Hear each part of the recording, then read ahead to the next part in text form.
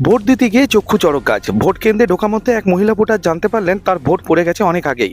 দুর্গাপুর পশ্চিম বিধানসভার অন্তর্গত 15 নম্বর ওয়ার্ডে মহিষ কাপুর ব্যানাচিতি হাই স্কুলের এই ঘটনায় তাজ্জব খোদ ভোটারই। দুর্গাপুর পশ্চিম বিধানসভার অন্তর্গত 86 নম্বর বুথের এই ঘটনা।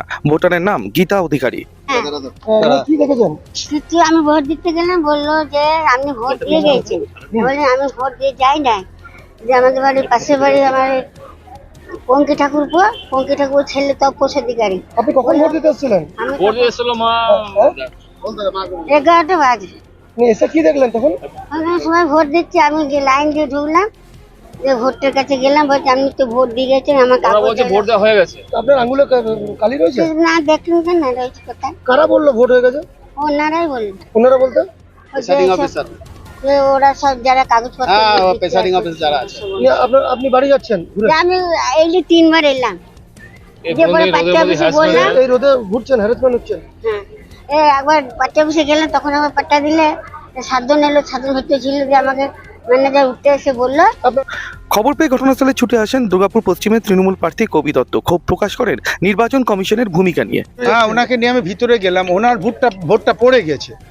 এবার কি কেন এর উত্তর তো আমার কাছে নেই, নির্বাচন কমিশন দেবে।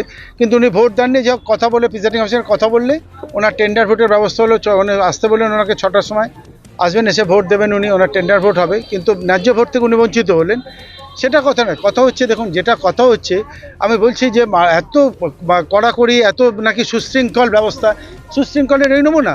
দেখুন তো, রোদের মধ্যে লোকগুলো কত বড় লাইন, কত কিছু লাইন, তার লোকগুলো এসে ভোট না দিতে পেরে ফিরে যাচ্ছে অনেক লোক। একটা কোনো ব্যবস্থা নেই, যে একটা ছায়া জানে এই টেম্পারেচারে ভোট করছে, এই টেম্পারেচারে তার বসার ব্যবস্থা করা উচিত, জলের ব্যবস্থা করা উচিত, ছায়ার ব্যবস্থা করা উচিত। একে তো একটা ভোট দিতে লাগাচ্ছে কতক্ষণ, কোনো ঠিকানা নেই।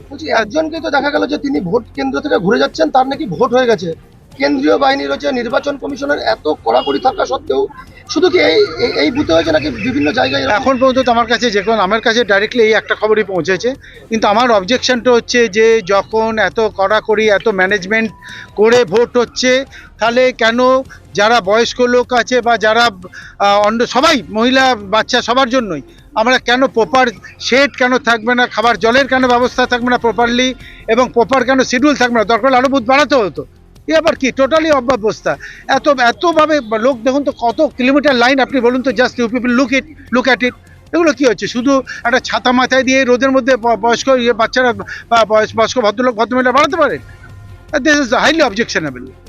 আর কিছু বলার নেই, তাই তৃণমূল প্রার্থী ভুলভাল বকছেন। পাল্টা কটাক্ষ দুর্গাপুর পশ্চিমের বিজেপি প্রার্থী লক্ষণ চন্দ্র ঘড়ুইয়ের। কিন্তু কবিবাবুকে এটাই বলি, আপনি এত লাফাচ্ছেন, 2017 সালের কথা মনে আছে? 19 সাল, 17 সাল, 24 সাল আমরা এত ভুয়ো ভোটার দিয়েছেন, লোককে সাজিয়ে নিয়ে গেছেন, তা মনে ছিল না? আর আজকে আমি বলছি, কবিবাবু এটা প্ল্যান করে বুঝেছে হারবেন, তাই লোককে পাঠিয়ে কোনো কায়দা করে বেশ কিছু লোক ফিট করেছিলেন, যেমন মদ খাই ফিট করেছেন, জামা পাঠাচ্ছিলেন, টাকা 1.5 লাখ টাকা পাঠাচ্ছিলেন। এটাও তো একটা পরিকল্পনা। কিছু লোককে পাঠিয়ে দেবে, যদি একটা যে ভুয়ো ভোটার এরকম হয়ে যায়, তাহলে আমার সাজিয়ে বলতে সোজা হবে যে ভোটটা কি করছে বা কিছু ঘটনা ঘটাচ্ছে বা এরকম করছে। এটা পরিকল্পনা। কেন্দ্রীয় বাহিনী কড়া নিরাপত্তা বেষ্টনীর মাঝে কিভাবে ভুতুরে ভোটার ঢুকে পড়ে বৈধ ভোটারে ভোট দিয়ে দিল, তা নিয়ে প্রশ্ন তুলেছেন দুর্গাপুর পশ্চিমের তৃণমূল কংগ্রেসের প্রার্থী কবি দত্ত।